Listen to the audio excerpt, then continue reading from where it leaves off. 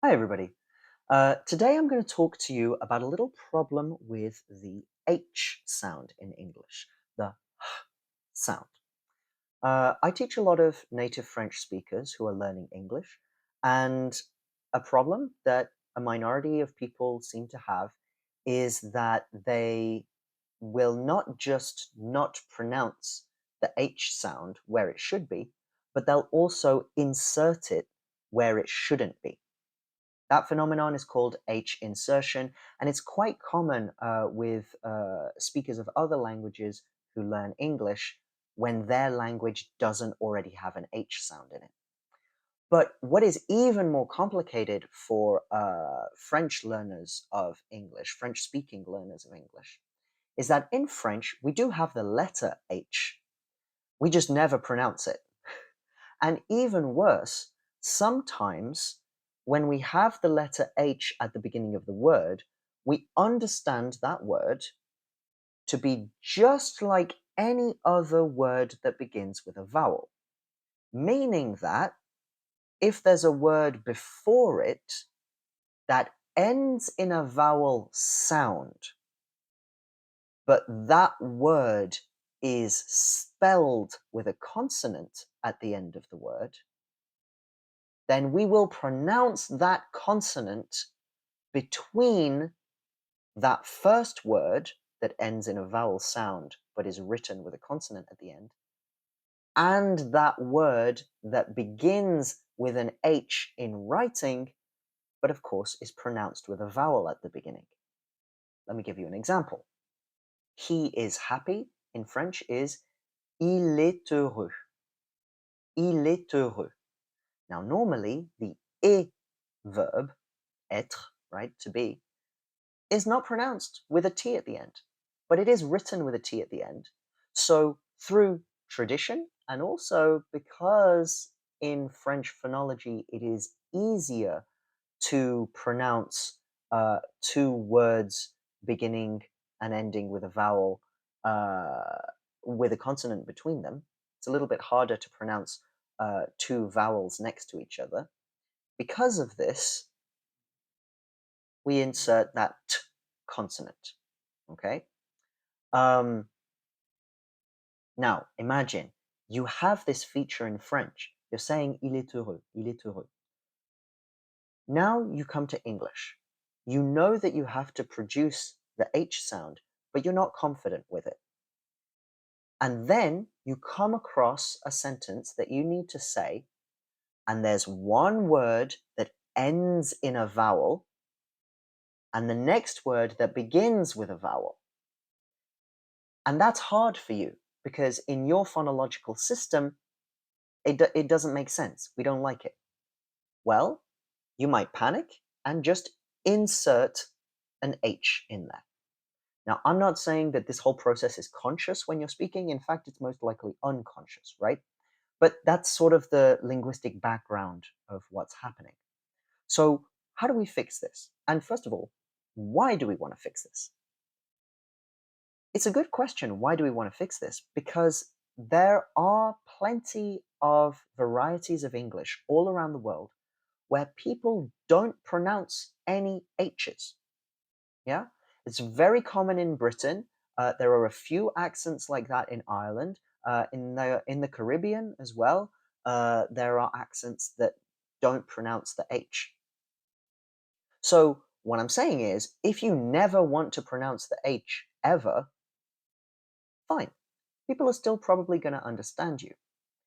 But if you have this problem with H insertion, that's something that you need to work on, either by choosing to never pronounce an H ever again, or by working specifically on combinations of words that end with a vowel sound and begin with a vowel sound. Because otherwise, that makes your pronunciation unpredictable. If you're just, putting H's in or taking them out, it's much harder for people to understand what you actually mean. And that's the point of talking to somebody, right? For them to understand what you mean. So let's work on a couple of these exercises that will help you correctly pronounce a word that ends in a vowel and then another word just after it that begins with a vowel. The first example we're going to use is just a simple sentence. I eat food. Okay, I eat food. We could even go with we eat food, right? There is a minimal pair with the word eat. That is the verb to heat, right? So to heat means, to warm something up, like in the microwave. So let's compare. I eat food. I heat food. I eat food. I heat food. If you are having trouble with I eat food, what you can imagine is that between the I and the eat, there is the letter Y, representing the sound y. Now I'm going to really exaggerate it for you. I eat food. I eat food. So if you go quickly, it's just I eat food. I eat food versus I heat food. I heat food. Okay? Let's do it with a different minimal pair. Let's go with the past tense of to eat, ate, and the present tense of the verb to hate, hate. I ate food versus I hate food. Two completely different meanings, right? I ate food. I ate food. I hate food. I hate food. I ate food. I hate food. I ate food. I hate food. Okay, great. Now, let's try it with a different pronoun at the beginning, because I've been talking about this y sound, but it's not always a y sound that links those two words together, the word that ends in a vowel and the word that begins with a vowel. Sometimes it's a w sound. Now, this happens usually if the first word ends in a rounded vowel. Rounded vowel like o, u, u, those kinds of vowels. Although actually, is not that rounded, so forget about o, u, u. So for example, we can say, you ate food, yeah? Or let's change it, you ate a sandwich. Or you ate my sandwiches. Yeah, that's better. You ate my sandwiches. You ate my sandwiches. That w sound is between. You ate my sandwiches. You hate my sandwiches. You hate my sandwiches. You hate my sandwiches. You ate my sandwiches. You hate my sandwiches. You ate my sandwiches. You hate my sandwiches. Two different things. Okay, let's go through a couple more of these. And basically, what I encourage you to do is make a note of these, maybe bookmark this video, and just come back to it every day for a couple of weeks. You don't need to spend a lot of time repeating these examples, but a little bit every day will help you. So, for example, you could say, you could do something even shorter. If you compare like an axe for chopping wood with hacks. So a hack is somebody who's very bad at their job.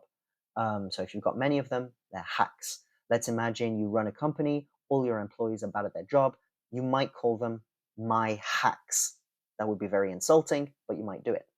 Or you might be like Gimli in Lord of the Rings, and you might have my axe.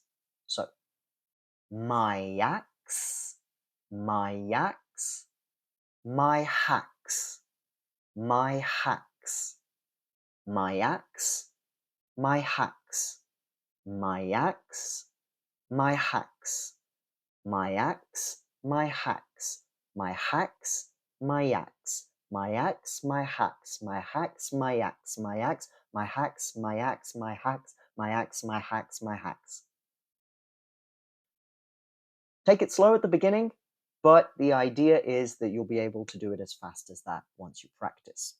Another couple of sentences that you could say. A hat home, so a home for hats, versus I'm at home. A hat home, I'm at home. A hat home, I'm at home. A hat home, I'm at home. I'm at home, a hat home.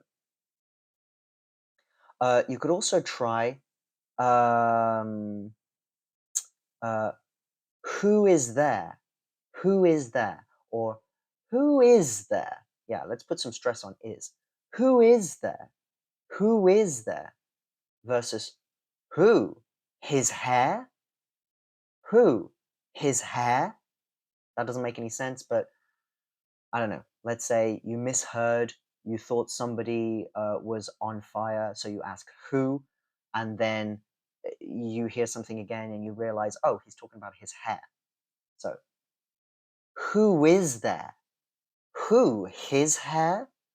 Who is there? Who? His hair? Um, Another one that's quite good is hold on. How old are you? Hold on. How old are you? How old are you? Um, oh yeah, the expression to be at hand means to be very close by. So, my hat is at hand. My hat is at hand. My hat is at hand. My hat is at hand. My hat is at hand. My hat is at hand. Okay. Or I enjoy art with all my heart. I enjoy art with all my heart. I enjoy art with all my heart. I enjoy art with all my heart. I enjoy art with all my heart. Um, yeah, I'm sure you can find more on the internet. Look up H tongue twisters. And like I said, it takes a little bit of time to get the hang of this, but with practice, you absolutely can.